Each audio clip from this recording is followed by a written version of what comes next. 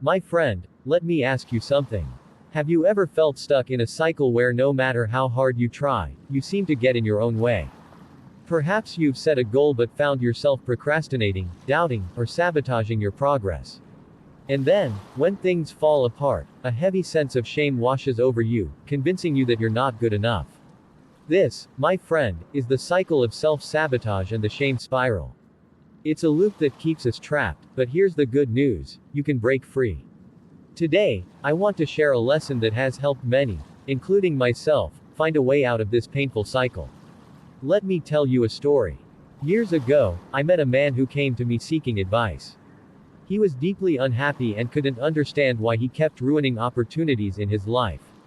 He told me, "Every time I get close to success, I mess it up. I feel like I'm not meant to be happy." I asked him, "Why do you believe that?" He paused, then said, "Because I've made so many mistakes in the past. Every time I fail, I hear a voice in my head saying, 'You'll never change.'" I looked at him and said, "The voice you hear is not your truth, it's your fear. And your fear feeds on shame.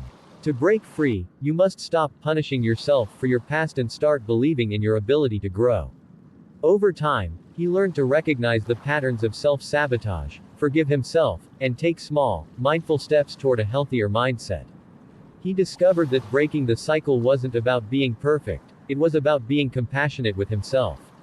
My friend, we all carry wounds, mistakes, regrets, and fears. These wounds can whisper lies to us, convincing us that we are unworthy or incapable.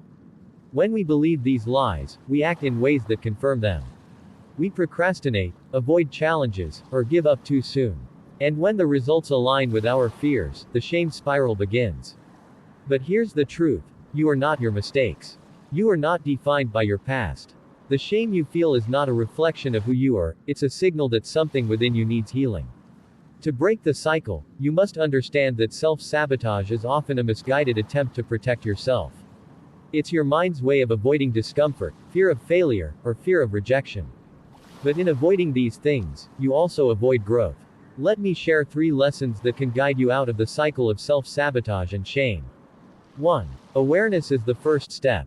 Notice the patterns in your behavior. Ask yourself, what triggers my self-sabotage? Is it fear of failure, fear of success, or something else? Awareness is the key to breaking unconscious habits. 2. Replace shame with compassion. When you catch yourself in the act of self-sabotage, pause. Instead of criticizing yourself, say, "It's okay. I'm learning." Compassion is not weakness, it is the foundation of true change. 3. Take small, consistent steps. The cycle of self-sabotage thrives on overwhelm. Break big goals into small, manageable actions. Celebrate progress, no matter how small. Remember, growth is not about perfection, it's about persistence. Now, I want to give you a simple exercise. The next time you feel the pull of self-sabotage, take out a piece of paper and write 2 things. 1. What you're afraid of in this moment. 2. What small step you can take right now to move forward. For example, if you're avoiding a task because you fear failure, acknowledge that fear. Then commit to working on the task for just 5 minutes. Often, the act of starting is enough to break the cycle. And when you feel shame creeping in, remind yourself, "I am human. I am growing. I am worthy." These words are powerful, they can shift your mindset and help you move forward with grace.